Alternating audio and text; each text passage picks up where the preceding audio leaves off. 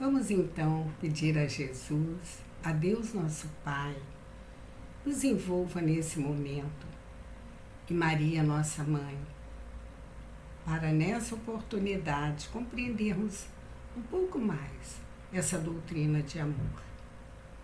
Nosso estudo de hoje do Livro dos Espíritos é de um conforto e nos dá, assim, uma alegria muito grande. Inicia o capítulo 10 da segunda parte do Livro dos Espíritos e trata das ocupações e das missões dos espíritos. Mas antes nós queríamos lembrar um diálogo que é famoso entre o rei e o sábio. O rei então indaga ao sábio: qual o momento mais importante? E o sábio responde: é o agora. E qual a pessoa mais importante? E o sábio diz: aquela pessoa que está ao seu lado. E qual a missão mais importante? E a resposta do sábio vem: fazer feliz essa pessoa. Então, o que nós vamos ver hoje são as missões dos espíritos junto a nós e as ocupações.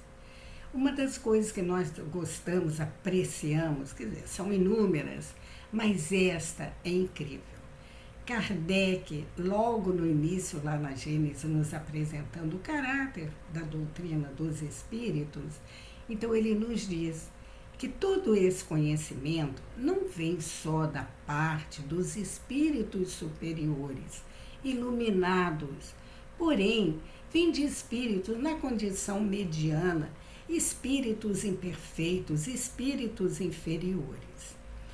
E aqui, nesse estudo, nessa oportunidade, nós vamos ver isto. As ocupações. O que é uma ocupação? É algo que nos dá o trabalho. E o que é a missão? A missão são oportunidades que o espírito recebe de uma ordem superior para cumprir, que beneficia um pequeno grupo, um grupo maior ou uma comunidade inteira. Até o mundo, né? Dependendo da missão. Então, nós vemos aqui Kardec preocupado em nos esclarecer sobre como os espíritos trabalham, as missões que eles desenvolvem junto a nós, as ocupações que eles têm, tanto da condição de um espírito elevado, quanto de um espírito imperfeito, ainda em condição de um progresso não muito avançado. Então, nós vemos na questão 558, ele vai indagar o seguinte: alguma outra coisa incumbe aos espíritos fazer que não seja melhorarem-se pessoalmente? Porque o melhorar, o progredir, é a missão de todos os espíritos. Na ocupação do desenvolvimento dele, a missão é o progresso. E nós vemos isso, né, estabelecido nas questões 132, na questão 67, nesta aqui. Então, os espíritos vão esclarecer dessa forma. Concorrem para a harmonia do universo, executando as vontades de Deus, cujos ministros eles são.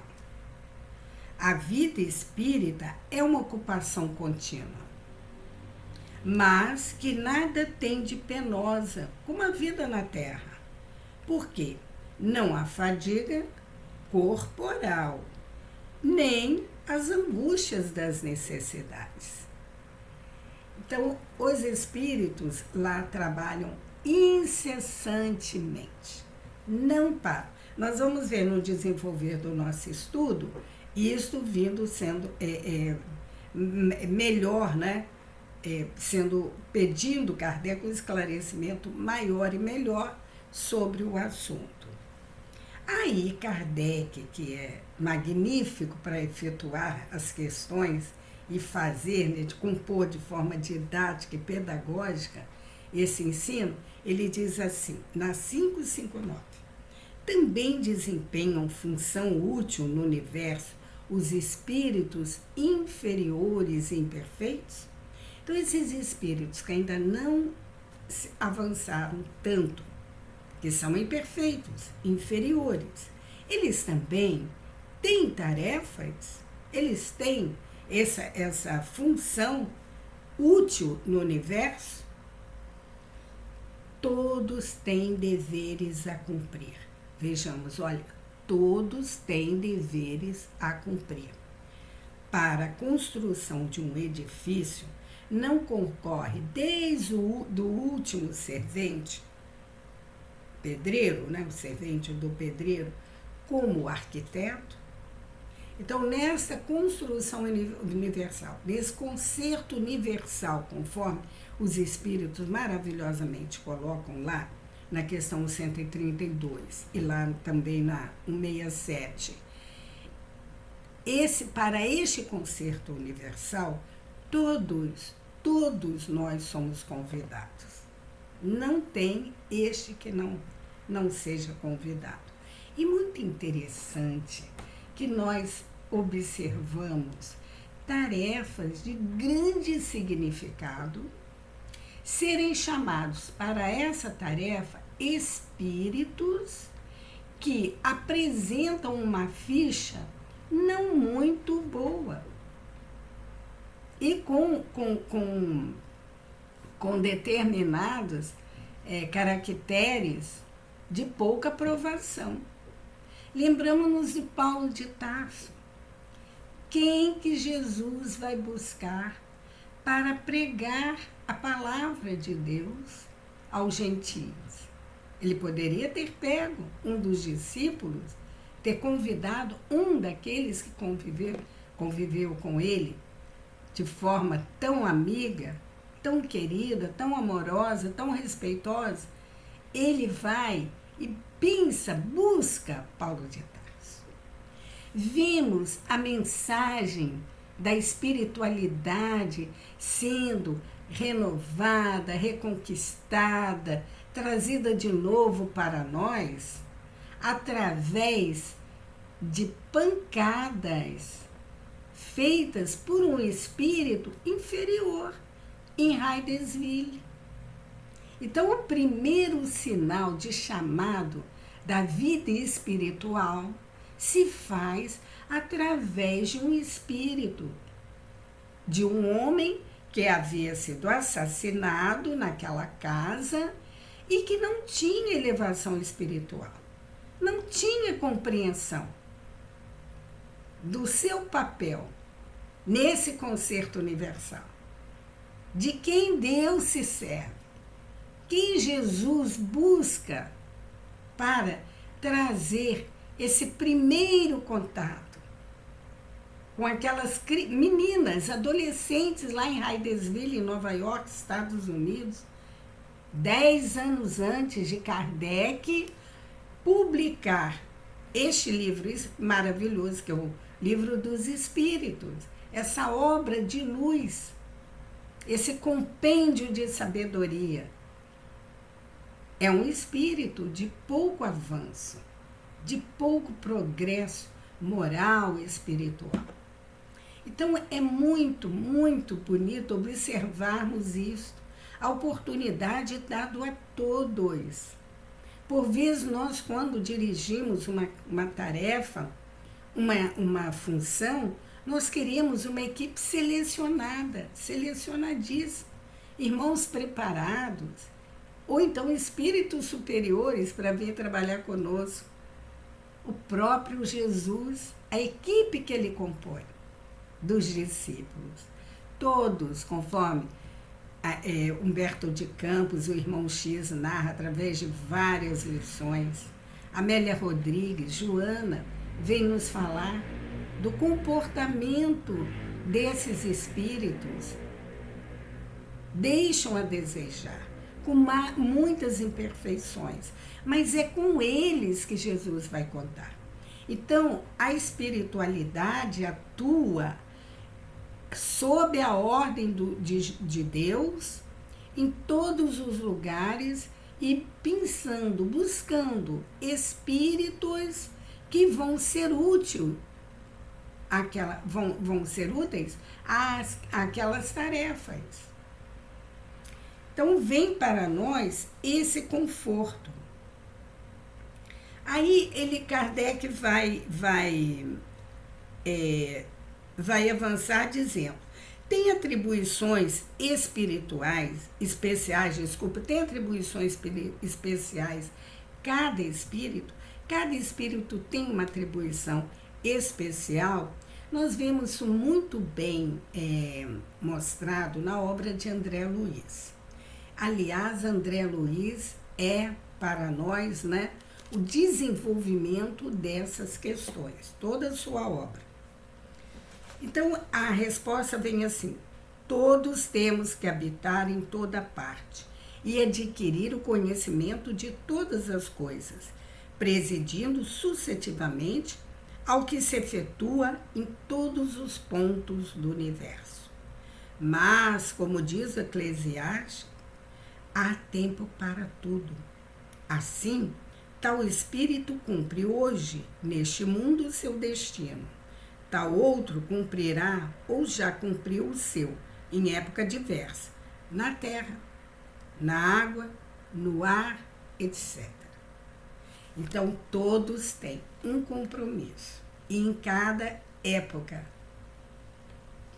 São permanentes para cada um e estão nas atribuições exclusivas de certa classe as funções que os espíritos desempenham na ordem das coisas?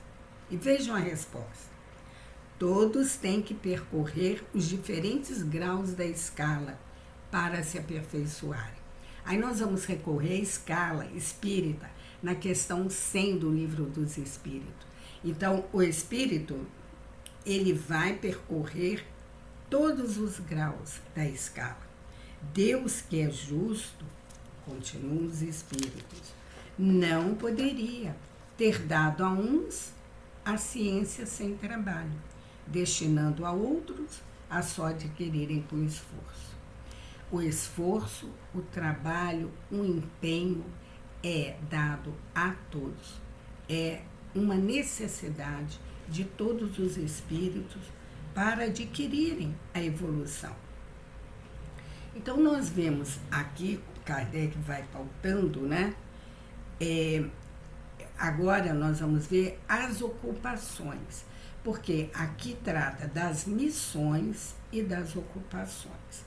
Então, aqui ele diz assim, já não tendo o que adquirir, os espíritos da ordem mais elevada se acham em repouso absoluto ou também lhes tocam ocupações. Aqueles que já galgaram na escala espírita o topo, já evoluíram até, vamos considerar, né, até o grau maior. Então, eles ficam em repouso absoluto, tocando harpa lá no céu, sem nada o que fazer. E olha a resposta. Que quererias que fizessem na eternidade? A ociosidade eterna seria um eterno suplício. E nós imaginamos, porque na nossa condição, que já chegamos, de espíritos evoluindo, mas não tão atrasado, nós trabalhamos e sentimos uma alegria em trabalhar, e quando não trabalhamos, nós nos sentimos supliciados. Nós já conseguimos, né, atingir esse estágio de ter alegria no trabalho. Imagina os espíritos puros, elevados. Aí depois ele vem, então, a Kardec quer mais uma explicação. Se é assim, de que natureza são essas ocupações? Então, se a ociosidade para eles seria um suplício, né? Seria um sacrifício, não se concebe. Então, que tipo de ocupações tem esses espíritos? E os espíritos nos esclarecem. Receber diretamente as ordens de Deus, transmiti-las ao universo inteiro e velar para que sejam cumpridas. Aí, nós vamos lá no prefácio do Evangelho. O que nós encontramos no prefácio do Evangelho? O seguinte: os Espíritos do Senhor, que são as virtudes dos céus, qual imenso exército que se movimenta ao receber as ordens de seu comando, espalham-se por toda a superfície da terra e, semelhante a estrelas cadentes, vêm iluminar os caminhos e abrir os olhos aos cegos. Isso é de um conforto, de um consolo, de que não estamos desamparados. Esses espíritos, eles vêm até nós, nesse caminho empoeirado da terra, cheio de pedras, de dificuldade. Estão ao nosso lado, nos sustentando, nos amparando, nos socorrendo. Nesse instante, então, que a humanidade passa por essa provação, essa doença, quantos corações sublimados estão amparando, assistindo às necessidades, principalmente as maiores, as famílias que mais estão passando por dores. Ao lado tem essa equipe, essas estrelas cadentes, como diz aqui, semelhantes a estrelas cadentes. Estão eles junto a nós, brilhando, nos amparando, nos enchendo de esperança, de fé. Eu vos digo que são chegados tempos e que todas as coisas hão de ser restabelecidas no seu verdadeiro sentido, para dissipar as trevas, confundir os orgulhosos e glorificar os justos. As grandes vozes do céu ressoam como sons de trombetas, cântico dos anjos que se lhe associam. E aí vem o convite. Nós vos convidamos, ó homens, para o divino concerto. No Livro dos Espíritos, na questão 132, eles nos dizem: nós fazemos parte desse concerto universal. E aqui, no Evangelho, é o convite para fazermos parte desse concerto, com esses cânticos dos anjos, com esses espíritos que nos aconchegam, que nos amparam, que nos dão sustento, a esperança, a fé. Isso é de uma grandiosidade, uma beleza. Nós temos uma amiga espírita e ela, na reunião que ela faz parte, um amigo espiritual e veio dar ao grupo a seguinte mensagem, de que a humanidade passaria por um momento de grande experiência, de grande sofrimento, e que todos estivessem preparados, isso antes da pandemia. Mas que Deus, na sua bondade e misericórdia infinita, havia preparado há décadas, centenas de anos, aqueles que estariam prontos a socorrer essa dor. Olha que coisa extraordinária. E não só socorrer, mas instrumentalização para dar suporte aos dias de grande necessidade. Olha, quando isso nos foi narrado, né, antes da pandemia, nós não imaginamos. Podemos imaginar se não, essa pandemia, se não fosse essas plataformas que nós temos, como o Zoom e como outros, para desenvolvermos, ou mesmo o YouTube, conforme nós estamos utilizando aqui agora, para desenvolvermos os nossos estudos, os nossos trabalhos, as nossas tarefas, os nossos aprendizados. Ainda há pouco comentávamos com uma companheira, né? Os cursos que nós fazemos parte, tem irmãos nossos de vários pontos. A nossa juventude mesmo do Rita tem jovens de vários bairros e jovens de outro país participando dos encontros juvenis.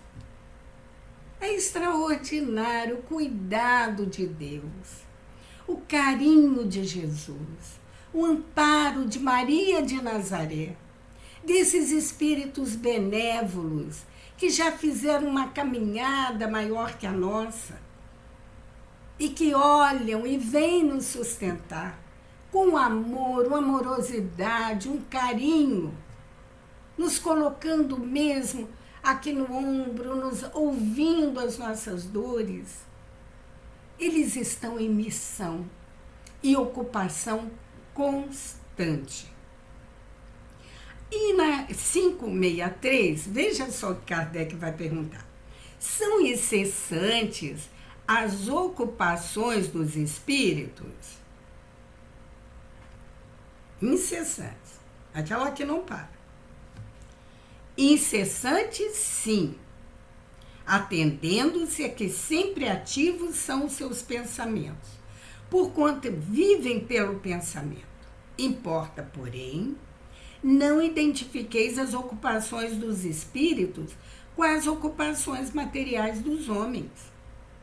Essa mesma atividade lhes constitui um gozo, pela consciência que têm de ser úteis. Então, nós nos lembramos aqui do governador do nosso lar. O que André Luiz narra para nós? Que ele não tem férias, ele não tem período de descanso. Todos os trabalhadores que trabalham no ministério, lá no Ministério Divino, que são os mais preparados, evoluídos, às vezes eles saem para curso, para excursões de aprendizado em outras esferas. Mas o governador não. Eles saem, os trabalhadores, os outros ministérios, para ir lá no Parque da Música, ouvir aquelas sinfonias, ter aquelas apresentações magníficas que André Luiz narra para nós. Mas o governador não. Já estava lá há centenas de anos. Agora deve estar com uns 200 e poucos anos, né, trabalhando. Imagina 200 anos sem tirar férias. A ocupação dele constante. Quando ele tem um período, o que ele faz? Ele vai lá no ministério, o que cuida da futura reencarnação e dos que estão chegando do umbral, para levar lenitivo àqueles corações. E esse é o descanso dele. Então, é incessante as tarefas espirituais. Quando nós lemos essa questão e vemos, né, André Luiz narrando todos aqueles fatos, né, que ele conta das colônias, do trabalho, eu costumo lembrar que eu estou de férias aqui encarnado. Eu estou de férias. E eu me lembro, por que eu estou de férias? Porque eu tenho feriado, agora eu tenho um feriado, né? Quer dizer, já passou o feriado, eu estou gravando esse encontro nosso, essa conversa nossa, antes do feriado. Mas já o feriado. E nós paramos, não é mesmo? para o trabalho, as empresas, viajamos, encontramos a família. Depois tem o sábado, o domingo, para nós refazermos. Gente, lá não tem nada disso, não. Não tem sábado, não tem feriado, não tem domingo. Então, é incessante a tarefa. Humberto de Campos, em Pontos e Contos, tem uma lição magnífica, do Sérgio Fraga. O Sérgio Fraga era um trabalhador espírita dedicadíssimo, mas pessimista. Sabe, quando punha aquele óculos escuro e via tudo assim, da pior maneira possível, que estava todo perdido, que o mundo estava de ponta cabeça, que ele já não suportava mais tanto incômodo, tanta incompreensão, e reclamava para o protetor da reunião mediúnica, o Ricardo, incessantemente, e queria deixar a Terra. Vontade de desencarnar, trabalhar com o Ricardo na esfera maior, e tanto fez, tanto perturbou, e o Ricardo, o mentor, sempre dizendo: Sérgio, é a oportunidade que você pediu. Aí pode ter as complicações, as ingências, né, as circunstâncias materiais, mas aqui o nosso trabalho é muito grande, é muito intenso e é também complicado. Mas ele não ouvia o mentor, insistia e queria morrer para poder descansar e trabalhar, descansar das confusões da Terra. Não podia pular do planeta, então queria desencarnar. E tanto fez que desencarnou, em consequência de uma gripe simples, sem importância. Ele, nesse anseio dele, e nós sabemos, o que nós desejamos, nós atraímos. Então, aquela gripe tão simples desencadeou um desequilíbrio no seu organismo e ele vai. Chega lá, desencarnado, encontra Ricardo, que maravilha. Então, o protetor aplica passes magnéticos para que ele não entre no período de sono, para que lhe dê reconforto, e ele fica todo feliz. E Ricardo diz: então vamos ao trabalho. E começa a acompanhar o Ricardo, o mentor. Ia à escola, ia à creche, ia ao hospital, ia leprosário, ia nas casas de pessoas adoentadas, ia em lugares onde havia um tumulto, alguma incompreensão para fazer apaziguamento, e trabalhava todo o tempo. E o Sérgio, no final de 2 semanas, quando o Ricardo disse: agora nós vamos sair para um atendimento mais complicado, ele vira-se para o mentor e diz: eu não aguento, eu não estou mais aguentando, já estou 2 semanas. O mentor, que era todo solícito, paciente, disse veementemente para ele: Sérgio, você vai. Vai, por quê? Eu te orientei em várias comunicações psicografadas, psicofonia, dizendo para que você ficasse encarnado. Mas você quis ver, não é? Mas eu não sabia que era tanto serviço. Agora já sabe. Então, agora sabendo, você vai me acompanhar. E eu prefiro que você me acompanhe do que ficar ao léu, sujeito a ataque das trevas. E leva o Sérgio para trabalhar. Então, é grande ilusão nossa, não é mesmo? Nós costumamos fazer uma avaliação das nossas reuniões de atendimento mediúnico, na mesa mediúnica. O que nos acontece? Vêm aqueles nossos irmãos padecentes de dor, de conflitos psicológicos, emocionais que tocam o nosso coração. Ficamos sensibilizados com tanta dor. E doamos a esses companheiros o melhor das nossas vibrações, do nosso coração. Quando a comunicação é por nosso intermédio, nos fragilizamos, sentimos nossas energias sendo usadas para benefício do companheiro, que depois são repostas. mas fazemos uma doação, uma carga energética, fluídica, com todo o amor. Muito bem. Acaba a reunião, ali doutrinamos, conversamos com o companheiro, doutrinamos, mostramos a beleza, né? do amor de Jesus, da lei de amor, e encerramos o nosso trabalho ali. Vamos para casa, e em casa nos espera uma refeição, simples às vezes, mas deliciosa, o conforto da cama, o sono reparador, para no dia seguinte recomeçarmos a nossa tarefa aliviada. Pois bem, o que acontece na reunião mediúnica? Qual o papel dos mentores, o trabalho deles, depois que esse espírito deixa esse contato anímico junto ao médium? O que vocês pararam já para pensar? O trabalho dos mentores, grande tarefa deles, primeiro, para trazer esses companheiros. Depois, criar aquela ambiência de sustento espiritual. Anímico, porque não é só espiritual. Há companheiros nossos que vêm às reuniões precisando dessa doação anímica, essa energia vital. Depois, aquele envolvimento para que as mentes desses nossos irmãos, desses espíritos, sendo atendidos, possam compreender a palavra daquele que está doando também o esclarecimento.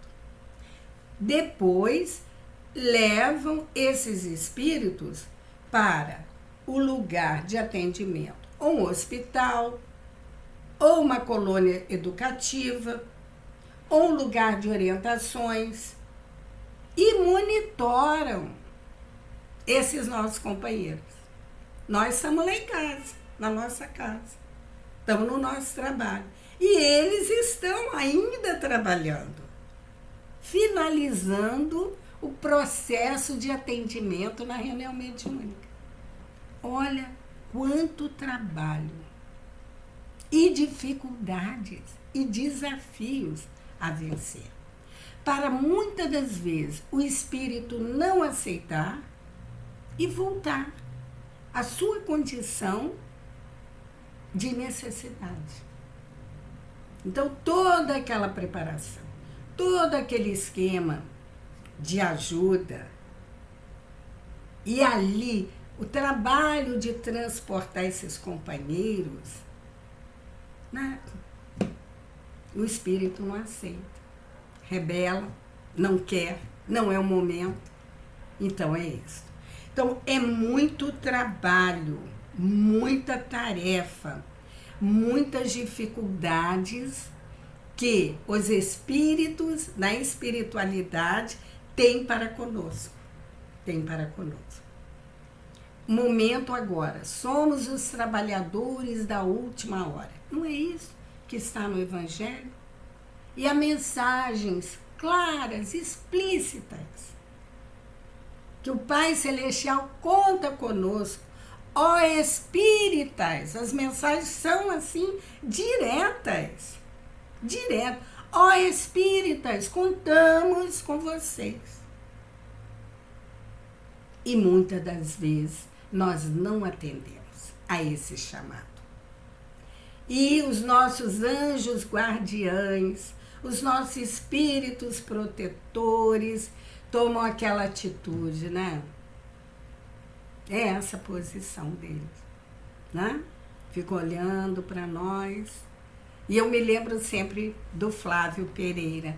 Flávio Pereira, um companheiro nosso, de tempos, né, décadas atrás, já desencarnado, era magnífico, levando a palavra do Evangelho de uma forma extraordinariamente alegre, saudável. Os estudos com ele era sempre rindo. Ele transmitia uma felicidade, uma leveza. Então, o seu Flávio dizia assim, nós éramos jovens nessa época, quando ouvíamos. Ele dizia assim, quando me perguntam, você tem medo da morte, Flávio? Eu respondo, não. Mas você não tem nem medinho, aquele jeito dele, você não tem nem medinho da morte? Ele diz, não. Nada, nada. Eu falei, não, nada, nada, não. Eu tenho, não tenho medo, mas tenho vergonha. Vergonha? Como assim? Ah, morro de vergonha. Chegar lá, meu espírito protetor olhar para mim e falar, bonito, hein, Flávio? Então, ele dizia isso e nós gargalhávamos. Realmente, chegarmos lá, né? E bonita, hein, Olegária? Contávamos com você e ó, não é mesmo? Então é isso. O trabalho não cessa. O que Jesus diz? Meu pai trabalha incessantemente, até hoje. E eu também trabalho. Então, o trabalho é que promove esse nosso progresso. As ocupações, aquelas principalmente as saudáveis, aquelas que nós vamos levar um consolo, um lenitivo, uma alegria, uma esperança ao nosso companheiro de jornada. Essas ocupações.